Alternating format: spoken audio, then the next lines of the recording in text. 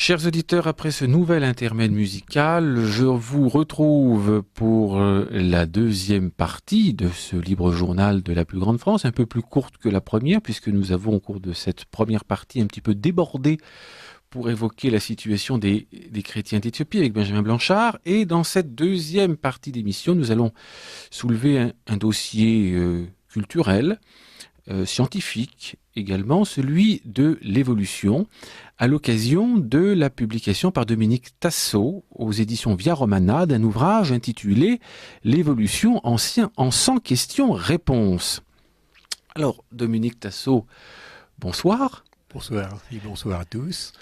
Alors, comme vous le soulignez d'ailleurs dans votre ouvrage, il y a un certain paradoxe, peut-être un certain courage à s'attaquer à cette question de l'évolution, puisque vous soulignez qu'aujourd'hui, la grande majorité de la communauté scientifique, universitaire, sacrifie au dogme, à la théorie de l'évolution. Absolument. Oui, c'est une sorte de espèce de point de passage obligé. Enfin, il faut. Alors, le problème, c'est qu'on sacrifie au dogme, mais on ne sait pas définir avec précision de quoi il s'agit. Alors nous allons le faire maintenant. Ça, c'est tout à fait, c'est quand même extraordinaire, si vous voulez, que l'évolution se présente et est perçue comme étant une théorie scientifique, mais n'a pas l'appareil intellectuel qui correspond à une théorie scientifique. Alors justement, nous allons commencer par là. Pouvez-vous rappeler ce qu'est la théorie de l'évolution ? Oui, alors, je ne peux pas le rappeler parce que le mot évolution n'est défini nulle part par personne. Et ça, c'est tout à fait extraordinaire. Si vous voulez, prenons le mot intensité et le mot tension. Sont des mots du langage courant, mais qui, en électricité, ont un sens précis et très. L'intensité se mesure en ampères, la tension se mesure en volts. Et quand un électricien chinois parle d'ampères et de volts, parle d'intensité ou de tension, il pense exactement la même chose que l'électricien français qui parle d'électricité ou de tension. Alors qu'en ce qui concerne l'évolution, on est dans le plus grand flou, et j'en veux pour preuve alors le manuel de Francine Brondex. Alors c'est le manuel Bordas pour l'enseignement supérieur de biologie, et il y a un manuel spécialisé sur l'évolution, qui est évidemment une question de cours importante. Et dans ce manuel, il y a un glossaire de 67 mots, mais le mot évolution, alors que c'est le sujet du manuel, le mot évolution n'est pas dans ce glossaire. C'est-à-dire qu'on en est ramené à employer ce mot exactement comme un mot du langage courant, dans un sens que veut dire changement, transformation, etc. Mais alors on emploie le mot et on ne peut pas lui donner un sens précis. Alors on ne peut pas lui donner un sens précis pour une raison très très simple, c'est qu'en réalité il y a deux sens opposés qui correspondent à ce mot évolution, c'est-à-dire la microévolution et la macroévolution. Voilà. L'une qui est avérée et l'autre qui relève, comme vous le soulignez dans votre ouvrage, de la théorie, qui relève de la science-fiction. Voilà, le terme de science-fiction. De la croyance, et je veux dire que même les évolutionnistes eux-mêmes... Définir la micro-évolution et la macro-évolution. Voilà. Donc la microévolution, c'est tout simplement les changements à l'intérieur de l'espèce qui sont attestés depuis toujours, qui sont connus depuis toujours, qui n'ont jamais été mis en doute. Donc si vous voulez, par exemple, le chien, à l'intérieur de l'espèce Canis canis, vous avez un très très grand nombre de variétés qui sont d'une divergence extraordinaire, si vous voulez, entre le chihuahua et le Saint-Bernard. Vous avez des différences de taille, de pelage, de longueur de queue, etc. Mais malgré tout, toutes ces races ont le même nombre d'os au même endroit et correspondent à la définition d'une espèce. Alors c'est ça le fond du problème, c'est que les espèces sont une réalité. Or, tout le darwinisme en particulier est basée sur l'idée que les espèces n'existent pas, n'ont pas de réalité substantielle. Que les individus, donc autrement dit, c'est du nominalisme. C'est du Pour nominalisme. ceux qui ont un peu de culture philosophique, si vous voulez, le darwinisme, c'est un nominalisme appliqué aux êtres vivants, qui consiste à dire le réel, ce sont les individus. Donc on voit passer des individus, ça c'est du vrai, c'est du. Donc il n'existe que des êtres animés. Et ces êtres animés, alors pour des questions de commodité, si vous voulez, on leur applique des noms. Chien, lion, pour les désigner de façon pratique. Mais il n'y a pas de réalité substantielle derrière cette notion d'espèce. Alors, derrière la notion de macroévolution maintenant, il y a la théorie de Darwin. C'est ça. Donc la macroévolution, c'est justement le passage d'une espèce à une autre, puisque les individus que nous voyons sont en transit entre un état d'une espèce ancestrale inconnue et une espèce future parfaitement indéterminée. Mais si vous voulez, la réalité des espèces est constitutive du darwinisme. C'est le point de départ de Darwin. Et il y a une lettre très intéressante de Darwin à Asa Gray, qui était un biologiste américain. Il est très important que nos idées soient lues par des hommes intelligents accoutumés aux arguments scientifiques tout en n'étant pas naturalistes. Cela peut paraître absurde, mais je m'imagine que de pareils hommes entraîneront après eux les naturalistes qui s'entêtent à croire qu'une espèce est une entité. Les naturalistes, autrement dit, les gens qui connaissent la question, les spécialistes, ceux qui savent de quoi ils parlent quand ils parlent d'espèces, eh bien, ils s'entêtent à croire qu'une espèce est une entité, alors qu'évidemment, nous, évolutionnistes, nous savons que les seules entités sont des individus. Bon. Alors ça, c'est vraiment fondamental parce que, je dirais d'une certaine façon, on ne peut pas en vouloir à Darwin ou à Lamarck d'avoir cru à ce mythe de macroévolution, de transformation d'une espèce à une autre, etc. Parce que à leur époque, la génétique n'existait pas. Donc, si vous voulez, Lamarck ou Darwin ne savaient pas de quoi ils parlaient. Ils ne pouvaient pas savoir de quoi ils parlaient. Alors, ce qui est dramatique, par contre, c'est qu'aujourd'hui, la génétique existe. Ça fait quand même 2 siècles. On est 2 siècles après Lamarck, on est 1 siècle et demi après Darwin. Donc la génétique a pris une importance même considérable. C'est une science dans laquelle il y a des milliers de chercheurs qui travaillent, en particulier si on y inclut tout ce qui va avec la biologie moléculaire. Et aujourd'hui, donc, sur la question de savoir si l'espèce a une réalité, on a une réponse. Et d'ailleurs, on a eu une réponse très intéressante, là, il y a 2 ans. Ce sont deux scientifiques, alors un Suisse et un Américain, qui ont publié, d'ailleurs dans la revue, alors c'est paradoxal, parce que c'est une revue qui s'appelle Human Evolution, l'évolution humaine. Et dans cette revue, donc Stokes et Thaler ont publié un article vraiment fondamental parce que c'est une enquête, justement, sur la question de savoir si l'espèce existe. Autrement dit, si sur le plan génétique, on voit à l'intérieur des espèces une proximité et d'une espèce à l'autre une distance importante. Autrement dit, il y a des individus, il y a des variations individuelles. Donc, à l'intérieur de l'espèce, les génomes des uns et des autres ont de petites différences, hein, mais ces différences sont mesurables.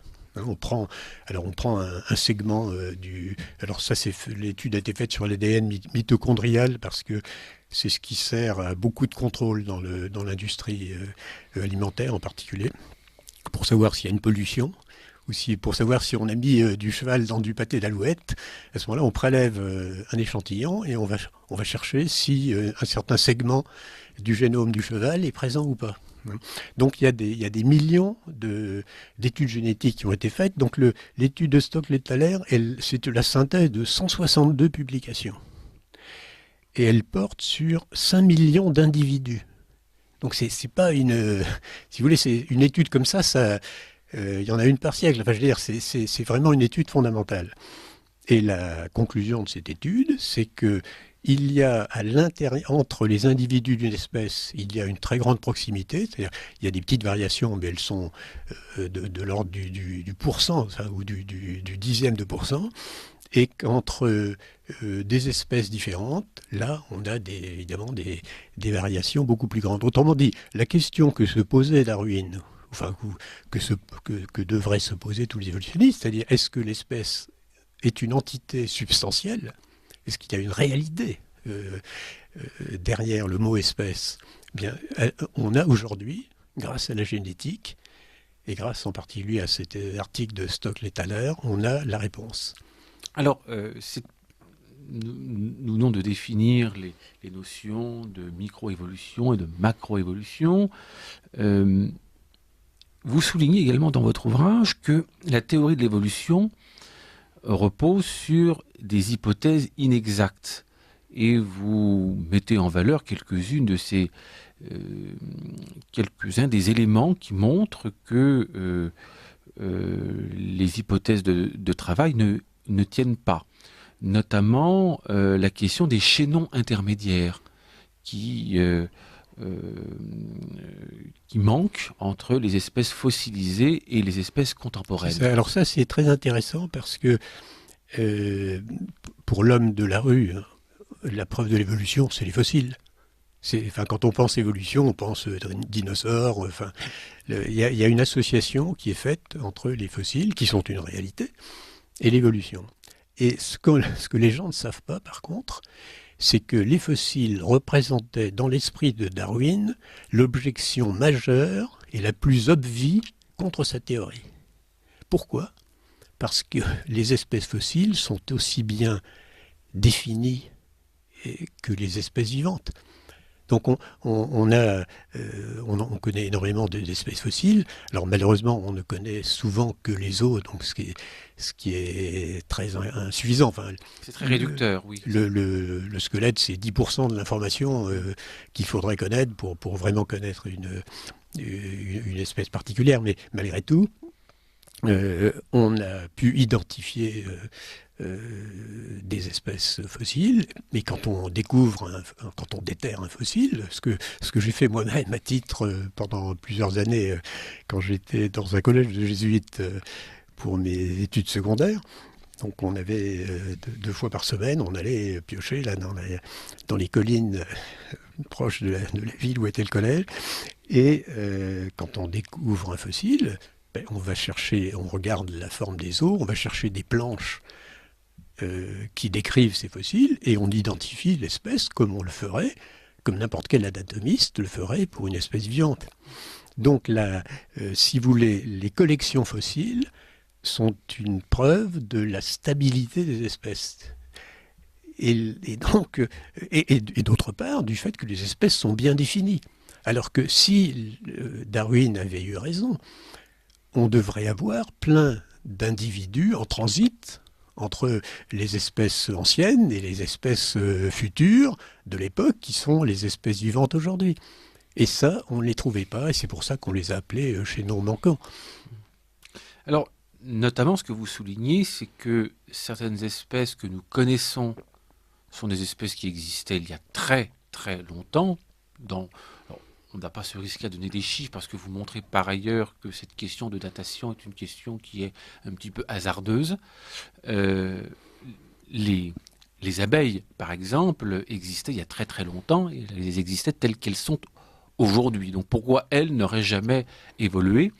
Et qu'à l'inverse, certaines espèces anciennes ont purement et simplement disparu, sans laisser de traces, et à une date beaucoup moins lointaine qu'on ne l'imagine, et vous faites un lien entre les derniers dinosaures et certains monstres dont parlent, qu'évoquent les sociétés antiques. Oui, effectivement, un peu partout, que ce soit en Chine, en Babylone ou autre, il y avait des dragons.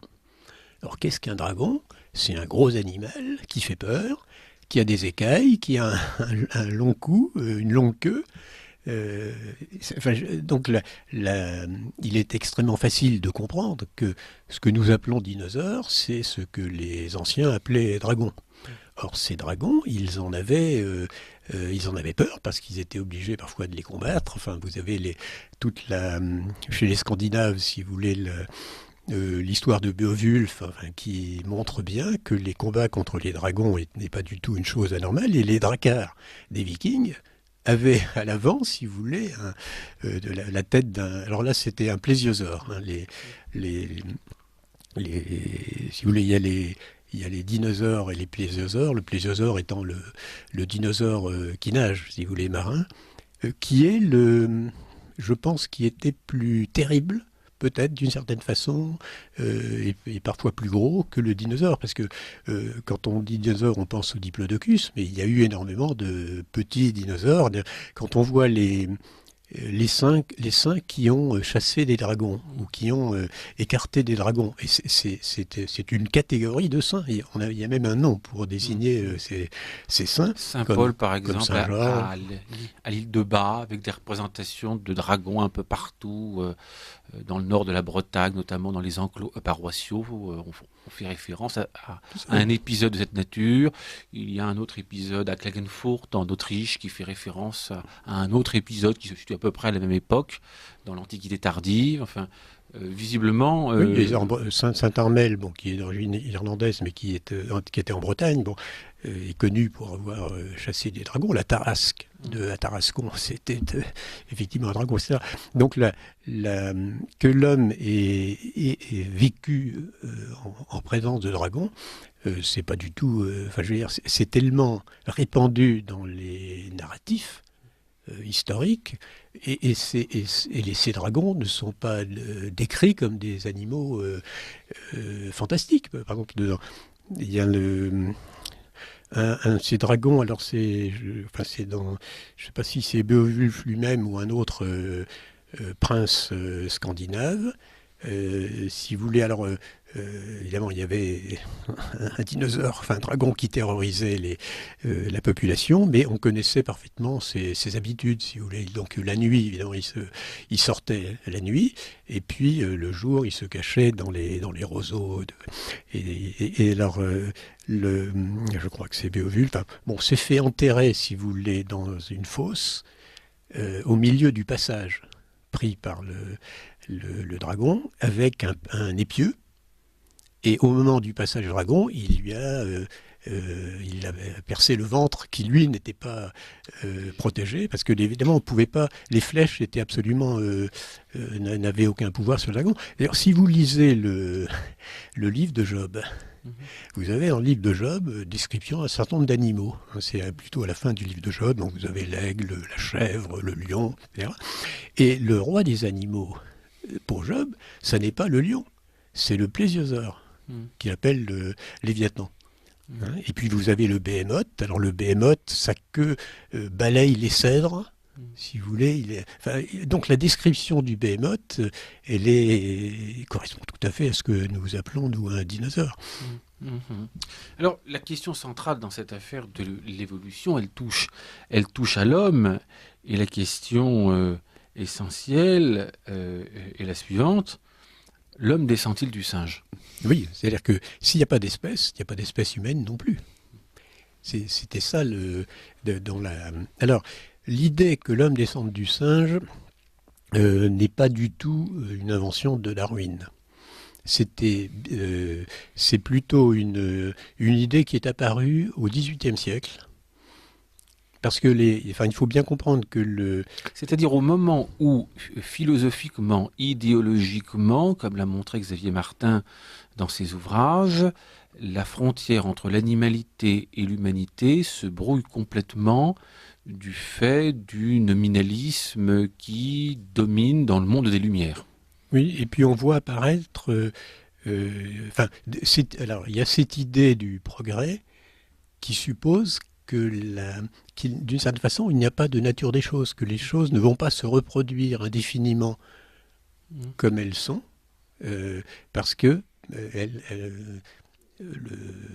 il y a un changement, et ce changement est un progrès donc vers le mieux. Donc l'évolution telle qu'elle est présentée, c'est toujours l'évolution progressive.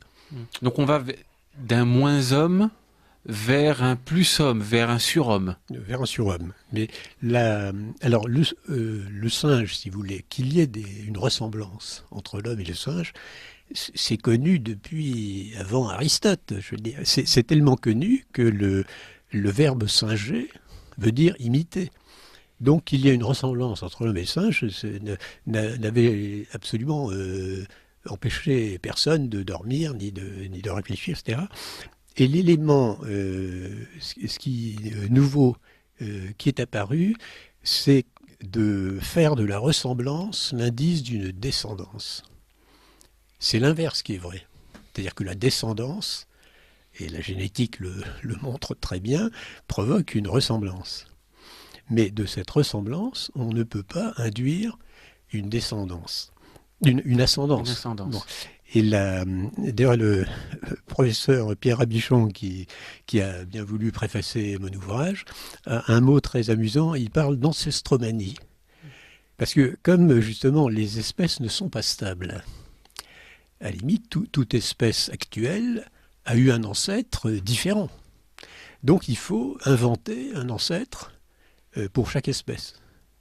Ce qui est évidemment une tâche absolument, enfin, sans aucun intérêt. Mais en ce qui concerne l'homme, évidemment, l'ancêtre le plus logique, c'était le singe. Alors ça avait déjà été proposé par, je crois que le premier qui a eu cette idée, c'est un médecin anglais, Edward Long, qui avait...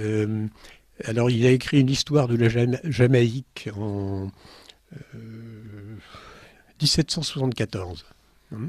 Et dans cette histoire, donc, il parle du chimpanzé. Et ben, il avait eu l'occasion de disséquer un chimpanzé. Et donc, il s'est dit, au fond, le chimpanzé, il a des facultés intellectuelles. Donc, c'est comme un homme. C'est un homme un peu moins développé. Et donc, l'idée de faire du chimpanzé... Alors, Edward Tyson n'en faisait pas un ancêtre. Hein. Il n'était pas encore à ce stade. Mais la frontière entre l'homme et l'animal devenait une frontière relative. Il n'y avait plus de barrière absolue chez lui. Et en ce sens-là, ça ouvrait la voie à l'idée, alors qui a vraiment été vulgarisée par Darwin. Alors, il faut voir qu'en 1859, quand Darwin a publié L'origine des espèces, il n'a pas osé aborder ce point. Il l'a laissé pour le futur, et c'est dans un ouvrage postérieur, L'ascendance de l'homme, dans lequel il dit clairement que le singe est l'ancêtre de l'homme. Alors, vous montrez dans votre ouvrage que cette idée est tout à fait farfelue, que l'homme ne peut pas descendre du singe et que les éléments dont on s'est servi pour l'assurer ne tiennent pas la route. Mais oui, c'est parce que, bien sûr, il y a des ressemblances. Hein, mais ce qu'il faut expliquer, l'évolution, c'est la transformation, c'est le passage d'un être A à un être B. Donc c'est les différences qu'il faut expliquer. Ce qu'il faut expliquer, c'est pourquoi le singe a 4 mains et l'homme a 2 pieds et 2 mains. Pourquoi le singe n'a pas de cortex, ce qui le rend incapable d'accéder à une pensée abstraite, etc. Alors que l'homme, évidemment, non seulement en a un, mais un qui est très développé et qui est une différence d'ailleurs tellement grande que Arthur Kate, qui est un biologiste anglais qui était un disciple de Darwin, parlait de Rubicon cérébral. Mmh. Parce qu'il y a vraiment une frontière décisive. Oui, et même essentielle. Voilà, alors au 19e siècle, si vous voulez, il y a un certain nombre de gens qui ont essayé de faire des courbes entre d'évolution de la taille du crâne, entre le gibbon, le chimpanzé, etc. Et l'homme, enfin, on a essayé justement de décrire une sorte de passage de l'un à l'autre, mais ce qui est le plus, si vous voulez, les frontières entre l'homme et l'animal il faut surtout pas s'arrêter à ce qui est grossier, c'est ce qui est subtil qu'il faut expliquer. Ça, c'est une idée d'ailleurs que Nietzsche a très bien développée. C'est dans chaque domaine, c'est le degré supérieur qui importe. Donc, si on applique ce critère, si vous voulez, le propre de l'homme, c'est la parole. Donc, ce qu'il faut expliquer, si on cherche un ancêtre de l'homme, c'est celui qui sera le plus proche de la parole humaine. Donc l'ancêtre de l'homme, c'est le perroquet. C'est l'ancêtre le plus probable, le plus crédible. Alors bien sûr, vous allez lire sur le plan anatomique, il y a des différences même importantes. Mais au fond, ces différences anatomiques sont tout à fait négligeables par rapport à la proximité dans ce qui est spécifique à l'homme, qui est la parole. Bon, évidemment, c'est ce que vous soulignez d'ailleurs, c'est que le talent du perroquet relève de la répétition, d'une forme de mécanique. Oui, en réalité, c'est pas du tout la parole, c'est pas le langage. Et alors, le singe, d'ailleurs, de toute façon, n'a pas le larynx permettant d'émettre des voyelles comme I et A. Et puis alors, ce qui est amusant, c'est qu'on a essayé d'apprendre à parler à certains singes. C'est-à-dire, c'est des psychologues américains qui ont élevé de jeunes singes avec leurs propres enfants, dans l'idée que, évidemment, les singes, là, placés dans un milieu humain, arriveraient imiteraient l'environnement et pourraient parler. Évidemment, ces singes n'ont jamais parlé. Enfin, le langage est quelque chose de très particulier. Alors, il y a aussi eu des essais où on a essayé de faire des phrases aux singes, c'est-à-dire on leur faisait assembler des espèces des symboles, par exemple un carré, un triangle, etc. Et s'ils mettaient les symboles dans le bon ordre, la banane tombait, si vous voulez. Donc il fallait assembler. Donc ils faisaient de toute façon, ils faisaient des phrases. Bon, et ils avaient une récompense. Et puis on s'est mis. Alors quelqu'un a eu l'idée de faire les mêmes tests à des lycéens. Alors très vite, les lycéens ont trouvé les bons assemblages qui étaient récompensés.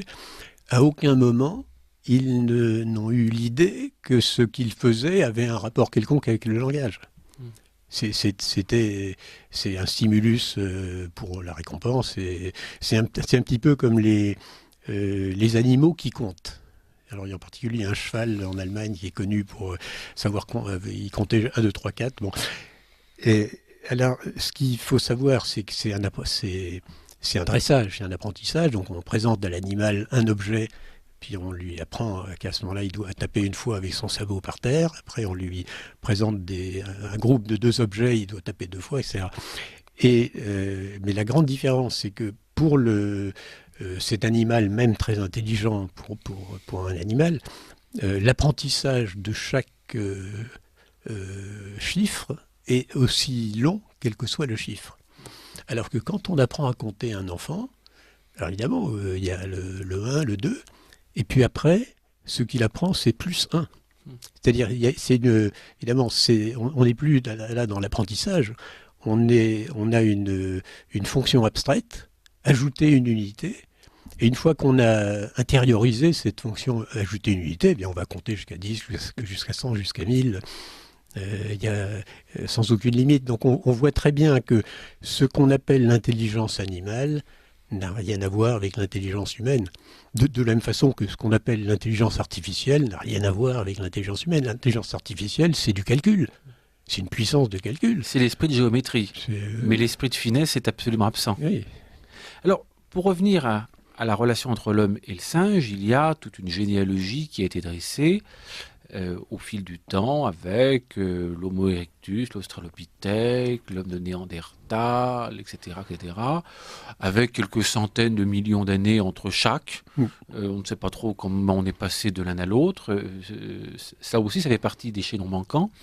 Vous vous êtes également attaqué à cette question, montrant que tout cela ne prouvait en rien que l'homme actuel descendait de ces individus et de ces individus se relier aux singes. Oui, c'est-à-dire que, alors c'est ce qu'on appelle les hominidés ou les hominiens, etc. Donc on a trouvé des êtres fossiles qu'on a considérés comme un peu intermédiaires entre le singe, enfin qu'est-ce qu'on appelle le singe, entre le gibbon et le gorille, enfin si vous voulez, il y a des différences énormes. Hein.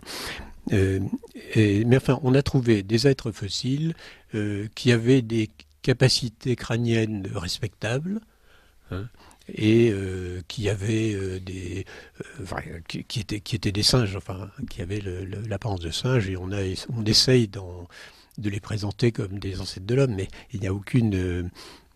si vous voulez, le plus flagrant, c'est l'Australopithèque. L'Australopithèque, c'est notre grand-mère Lucie, là, que tout le monde connaît.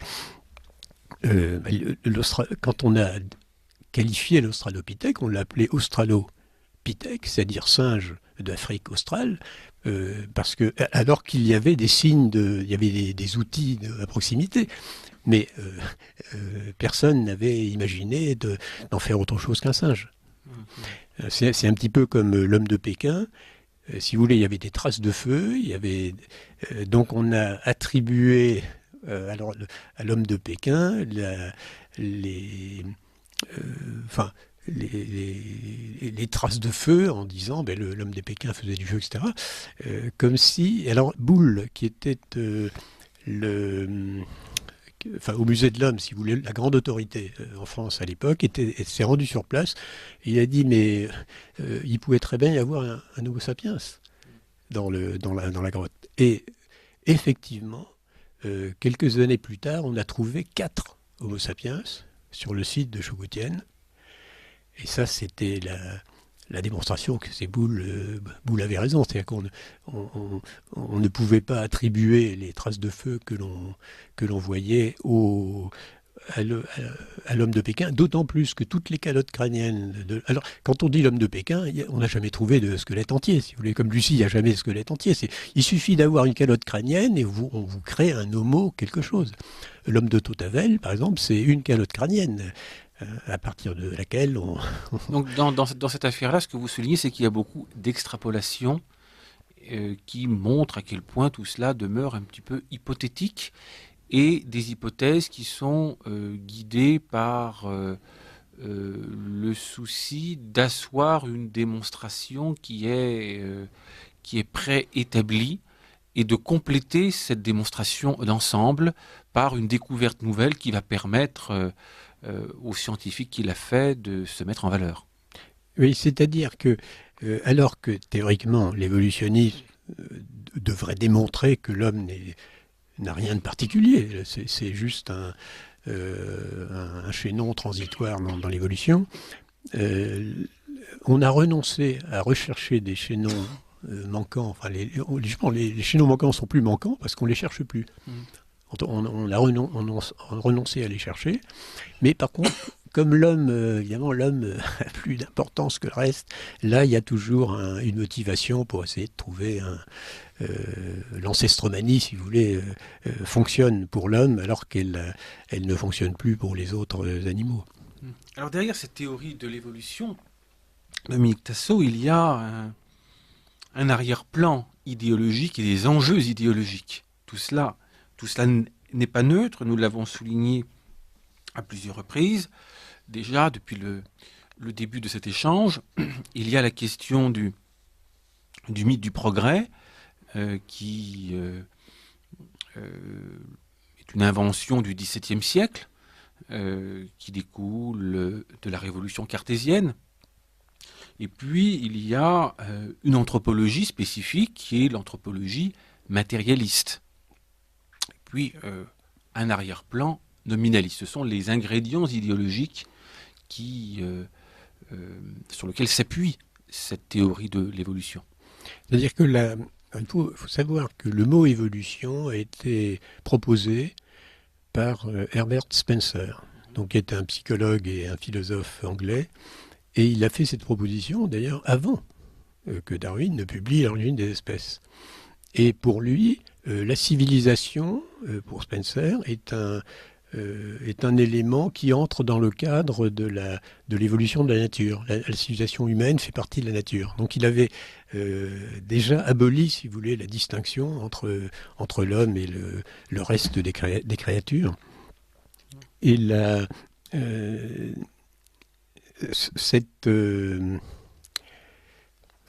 cette remise en cause du statut particulier que l'homme avait, en réalité, c'est une remise en cause de la vision traditionnelle du monde que l'on avait. Parce que ce qu'on appelle la civilisation occidentale, alors qui est importante parce que c'est elle qui a produit ce qu'on appelle aujourd'hui la science. Alors ça, c'est tout à fait étonnant, si vous voulez. Il y a une science chinoise, il y a une science égyptienne, il y a une science péruvienne. Et puis aujourd'hui, on parle de la science comme s'il y en avait qu'une. Et cette science, avec l'article défini, en réalité, c'est tout simplement la science qui a été développée en Europe. Disons, entre le Moyen-Âge, la Renaissance et les siècles qui ont suivi. Or, ce concept de science est dû à la convergence de deux facteurs différents qui n'existaient pas, si vous voulez. La Grèce avait la logique, et les anciens avaient beaucoup de connaissances, y compris mathématiques, etc. Mais ils n'ont pas produit la science, ce qu'on appelle aujourd'hui la science. Et de la même façon que les Chinois, qui avaient une technologie très avancée au Moyen-Âge, d'une certaine façon, on peut considérer que la Chine était technologiquement plus avancée que l'Europe. Et les Chinois n'ont pas produit la science parce qu'il fallait la convergence de la logique grecque, c'est-à-dire de la manière de tenir les raisonnements, et en particulier avec le principe du tiers exclu, qui est extrêmement productif. Et puis il y avait le concept biblique de création, c'est-à-dire l'idée que les êtres sont des créatures, c'est-à-dire sont le produit d'une intelligence, et que l'homme étant à l'image de Dieu, dans une certaine mesure, il peut comprendre la nature. Donc il y a des lois dans la nature, parce que comme le disait Descartes, Dieu a, de la même façon qu'un prince introduit des lois dans la cité, eh bien Dieu a introduit des lois dans la nature. C'est-à-dire que le mot loi, dans l'Antiquité, le mot loi, c'était un concept juridique qui concernait l'organisation de la cité. On ne l'appliquait pas à la nature. Et ce qui s'est fait à la fin du Moyen-Âge, etc., c'est d'introduire ce concept de loi dans la nature, et à ce moment-là, la science devenait possible. C'est-à-dire qu'on pouvait... il y avait des régularités. Alors, l'idée de régularité dans la nature, ça a été acquise pour l'Antiquité, mais l'idée que ces régularités, d'une certaine façon, étaient en harmonie avec le cerveau humain. C'est ça qui est prodigieux dans la science, c'est qu'on puisse vraiment comprendre quelque chose, on peut même faire des calculs, et ça c'est une conséquence du concept de création tel qu'il avait été développé par la civilisation chrétienne. Alors quand vous évoquez cette notion de science, vous évoquiez également Descartes, on sent bien la nécessité d'insister sur l'articulation entre la science et le scientisme. C'est-à-dire une sorte d'impérialisme de la méthode des sciences exactes qui s'empare de tous les aspects de la connaissance, de tout le savoir. Absolument. C'est-à-dire que ce qui aujourd'hui règne, c'est la vision scientiste du monde. Et cette vision, que vous appelez impérialiste, mais qui effectivement qui l'est, a mis de côté la vision chrétienne du monde. Or, ce n'était pas du tout nécessaire, parce qu'il faut bien voir que les fondateurs de la science moderne étaient complètement imbibés de la vision chrétienne du monde. Mais des gens comme d'une certaine façon, même Descartes, Newton, même Galilée, vivaient dans cette vision chrétienne biblique du monde. Et le scientisme, ça a été la prétention à une qualité de certitude qui était supérieure à toutes les autres. Donc il y a eu cette idée, et je pense que Galilée, pour beaucoup, dans cette confusion entre la certitude mathématique et la certitude scientifique. Pourquoi ? Parce que, alors la différence entre les sciences habituelles et les mathématiques, c'est que les sciences habituelles s'intéressent aux objets réels que nous avons, que nous expérimentons, mais que nous ne connaissons jamais de façon complète. Alors que, en mathématiques, les êtres s'épuisent dans la définition qu'on en donne. Donc quand on a défini un être mathématique, on l'a défini parfaitement. On peut donc même conclure qu'un être mathématique n'existe pas. Ce qui est tout à fait extraordinaire, parce que vous ne pouvez jamais conclure en pratique qu'un être réel, n'existe pas. Vous ne pouvez pas dire qu'il n'existe pas, par exemple, un animal qui est trois pattes. Alors c'est vrai qu'on n'en connaît pas, mais on ne peut pas démontrer. Ce n'est pas l'objet d'une démonstration. C'est peut-être qu'un jour on va en trouver un. Bon, alors il y a des raisons.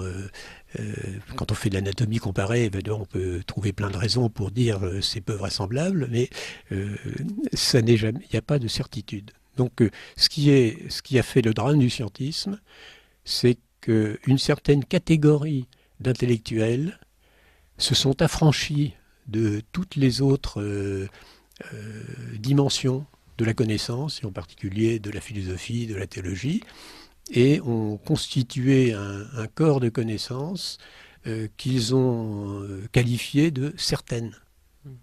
Alors c'était un point qui est très très important. Pendant longtemps, la philosophie, la théologie ont engagé un dialogue avec la science et avec les sciences, et sont employés à canaliser l'usage que l'on pouvait faire des découvertes scientifiques. Et aujourd'hui, ce dialogue, il n'existe plus vraiment. Il est très limité. Les théologiens ont une parole qui est dépréciée, et eux-mêmes ne se donnent pas nécessairement les moyens d'occuper dans ce dialogue la place qu'ils devraient occuper, parce qu'il y a la découverte scientifique, et puis il y a le bon usage à en faire. Oui. Et on voit bien que c'est un des drames de notre monde contemporain. Le progrès scientifique, les découvertes technologiques peuvent donner le meilleur et le pire. Elles peuvent permettre d'améliorer considérablement les conditions de vie de l'homme, mais elles peuvent aussi, selon l'usage que l'on en fait, être très très destructrices. Et l'innovation à cet égard n'est pas un bien en soi. Ça peut devenir un bien si cette innovation est ordonnée au bien, au vrai, au juste. Oui, absolument. Là, vous mettez le doigt sur un drame fondamental de la société contemporaine. Si vous voulez, au Moyen-Âge, ce sont des clercs qui enseignaient à l'université. Et même en Angleterre, par exemple, Newton est le premier qui ait pu ne pas être tonsuré et enseigner à l'université. Et là, alors on a fait une exception pour lui parce qu'il avait favorisé la Révolution. Bon. Mais là, si vous voulez, l'idée que l'enseignant à l'université, avec l'autorité évidemment que ça lui donne, soit en même temps versé dans les sciences humaines, dans la connaissance de l'écriture, dans la connaissance de la philosophie, allait tellement de soi que l'expression PhD, par exemple, chez les anglo-saxons, ça veut dire docteur en philosophie. La philosophie et la science, c'était la même chose. Alors malheureusement, aujourd'hui, vous avez des gens qui ont des connaissances scientifiques très poussées, mais qui sont d'une indigence en matière philosophique, pour ne pas dire en matière religieuse, qui est considérable. Alors là, je vais vous citer un exemple qui est presque, qui est tragique, mais il pourrait être considéré comme drôle. Alors c'est George Wald, c'est un prix Nobel de chimie, qui est donc certainement quelqu'un de très, très fort en chimie.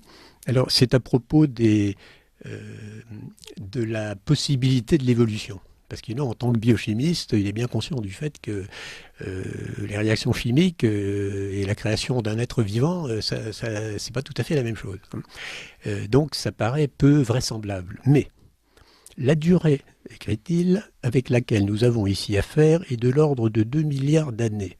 Et partant, cela n'a aucun sens de juger quelque chose d'impossible sur la base de l'expérience humaine. En un temps si long, l'impossible devient possible, le possible probable, et le probable virtuellement certain. Il suffit d'attendre, le temps accomplira tout seul le miracle. Autrement dit, le temps est une cause. Cette idée que le temps est une cause, c'est évidemment une des confusions majeures qui est derrière l'évolution. L'idée qu'en attendant, ça va se changer. Et en plus, comme on a l'idée que le progrès, que l'évolution est progressive, eh bien, si on attend, ça va aller vers le mieux. Et Spencer disait, l'homme va vers la perfection.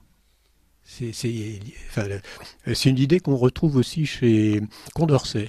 Il dit la violence dans la société va devenir quelque chose qui sera pratiquement impossible, parce que les gens seront tellement perfectionnés qu'ils ne pourront plus. Alors le paradoxe, c'est que Condorcet a vécu en pleine révolution. Et qu'il est mort de cette violence. Exactement. Donc, alors là, vous touchez du doigt la question anthropologique, avec l'idée du perfectionnement de l'homme que l'on estime possible par l'usage des sciences. Et derrière se dessine à notre époque la perspective du transhumanisme dont la théorie, ou du moins dont certains...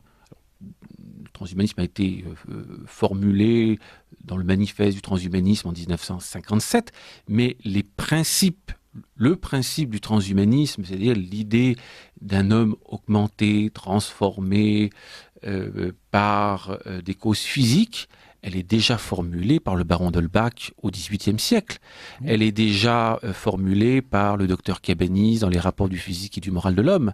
Elle est déjà là au XVIIIe siècle parce que idéologiquement, le cadre progressiste, matérialiste, sensationniste offre les outils conceptuels pour concevoir cette transformation, cette régénération de l'homme, pour reprendre le vocabulaire révolutionnaire. Alors derrière, il y a tout de même une anthropologie très appauvrie, alors en rupture avec le christianisme, comme vous le soulignez, avec la conception de l'homme de l'Église, et en même temps très appauvrie, réduite à la matière. Oui, parce que, si vous voulez, le mieux est l'ennemi du bien. Au fond, l'évolution, c'est tout simplement la projection sur la nature du mythe du progrès. Et quand on dit ça, tout y est. Donc c'est le mythe du progrès qui vient en premier, et qui vient déjà au XVIIIe siècle, comme vous le disiez. Le grand-père de Darwin, Erasmus Darwin, qui était un médecin du XVIIIe siècle, qui connaissait très bien Rousseau, etc., avait déjà posé les principes de la transformation des espèces, mais dans le sens d'un progrès. Bon. Eh bien, le transhumanisme, si vous voulez, le lien avec l'évolutionnisme est très facile à faire, puisque Sir Julian Huxley, qui était directeur de l'UNESCO et le signataire du manifeste transhumaniste de 1957, était le petit-fils de Thomas Huxley, qui était le vulgarisateur de Darwin.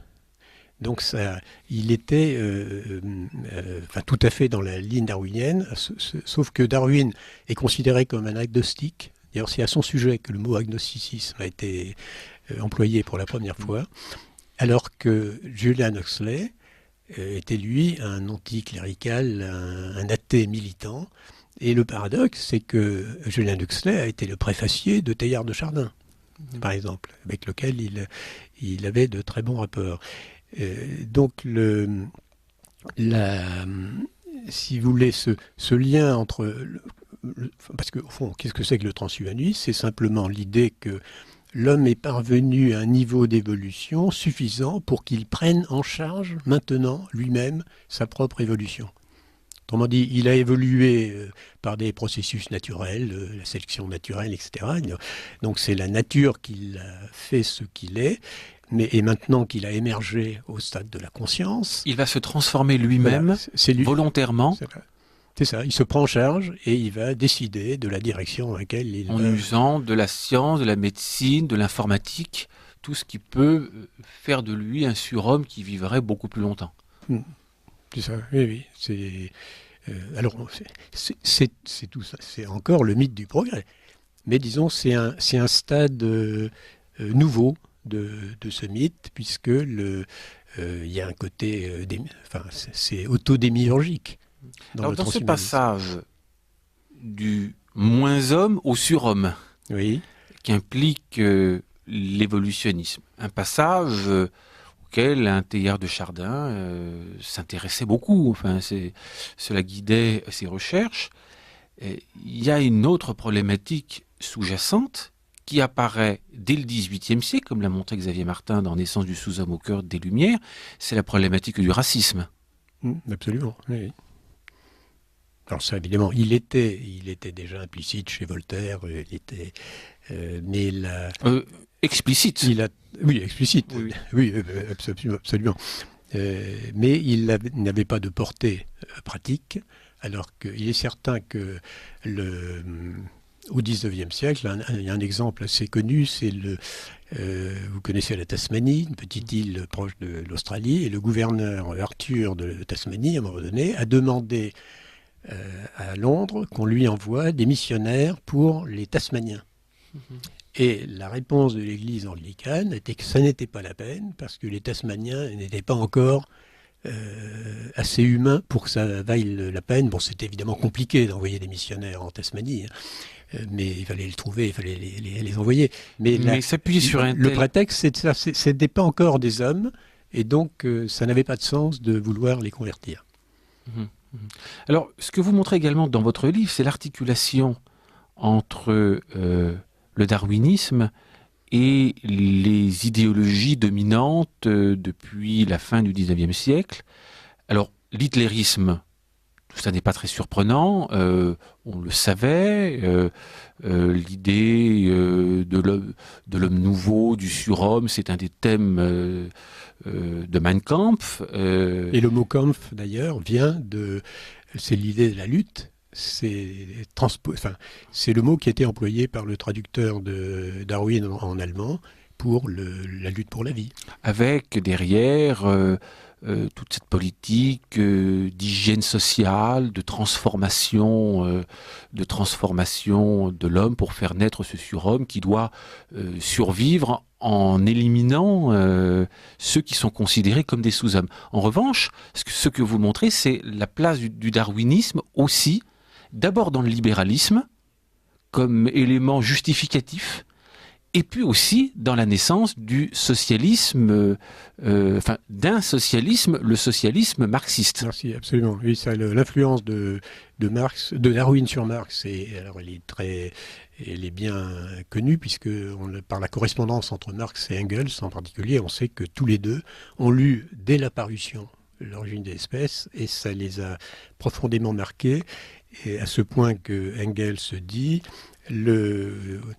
au fond, c'est le darwinisme qui donne une justification à la lutte des classes dans l'histoire. Autrement dit, je disais tout à l'heure, l'évolutionnisme, c'est la projection du mythe du progrès dans la nature. Eh bien, le marxisme, c'est la projection de l'élimination du moins apte, donc de la sélection dans l'histoire humaine. Donc alors par contre, il faut sélectionner celui qui va survivre. Alors celui qui va survivre dans le nazisme, évidemment, c'était la race germanique, et celui qui va survivre dans le marxisme, qui est une idéologie politique, c'était le prolétaire, mais prolétaire en tant que militant révolutionnaire, pas en tant qu'ouvrier. Voilà. Et surtout, Marx faisait bien la distinction entre le sous-prolétaire et le prolétaire. Donc, il n'avait pas, dans le mot prolétaire, l'idée un peu restreinte et négative qu'on a parfois tendance à y mettre. L'idée de conscience de classe montrant le caractère idéologique de l'étiquette de prolétaire. Et d'ailleurs, Lénine se voulait prolétaire alors que c'était un bon bourgeois vivant de ses rentes, petit-fils de 2 administrateurs de l'Empire anoblis du fait de leur charge, donc pas du tout un ouvrier. Oui, mais prolès, si vous voulez, c'est la descendance. Donc le prolétaire, c'est celui qui a les moyens d'assurer sa descendance. Autant le sous-prolétariat n'est pas révolutionnaire chez Marx, parce que justement, il est sans cesse préoccupé de la façon d'arrondir ses fins de mois, autant le prolétaire, lui, peut être évidemment la main-d'œuvre de la Révolution. Alors, vous vous racontez d'ailleurs cette anecdote que j'ignorais, à savoir que Karl Marx a sollicité Darwin pour écrire la préface du Capital. Exactement. Et il a demandé à son gendre, qui était à Londres, de solliciter Darwin. Alors Darwin était un homme très prudent. Il n'a pas voulu mais il a reçu en cadeau un Capital dédicacé que Marx lui avait envoyé. Et que pour une part, au moins, la prétention scientifique du marxisme, du socialisme marxiste, découle de cette intégration du darwinisme à sa réflexion. L'idéologie, c'est d'utiliser des concepts tirés d'une discipline scientifique ou considérée comme scientifique dans un domaine différent.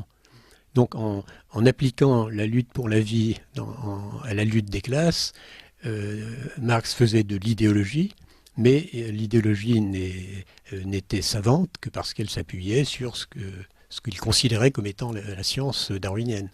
Et alors ce que vous montrez aussi, c'est que de l'autre côté de la barricade, certains très grands patrons, très grands financiers ou industriels de l'époque, attachés au libéralisme, et un libéralisme débridé, le justifient eux aussi par le darwinisme. De l'époque et même de l'époque actuelle, si vous voulez. L'idée que fermer une entreprise insuffisamment concurrentielle, c'est une bonne chose. D'une part, c'est pas vrai, y compris sur le plan économique, mais c'est une simple application de l'élimination du moins apte dans la théorie darwinienne. Une sorte de sélection naturelle. Voilà. Alors c'est pas un processus, justement, c'est un processus naturel, ça se fait tout seul. C'est pas l'autorité politique qui décide de fermer et ça apporte une sorte de justification morale qui permet de voiler la catastrophe sociale sous-jacente. C'est ça, parce que c'est Dieu, c'est une loi divine, comme le disait Rockefeller. Donc que le meilleur l'emporte est tout à fait acceptable. Alors ça a des conséquences dramatiques pour les personnes et je pense aussi pour la société. C'est là où justement le politique devrait prendre sa place, qui est de faire régner la justice. Exactement. Et là, il est écarté au nom de la science, d'une pseudo-science. Et oui, puisqu'on ne doit pas discuter des chiffres, paraît-il. Alors, je vous remercie, Dominique Tassot, pour ces quelques éclaircissements. Je rappelle que vous venez de publier L'évolution en 100 questions-réponses aux éditions Via Romana. Et je recommande aux auditeurs de se procurer ce livre et de le lire attentivement. Il me reste à souhaiter un bon dimanche à tous les auditeurs et à leur donner rendez-vous le mois prochain.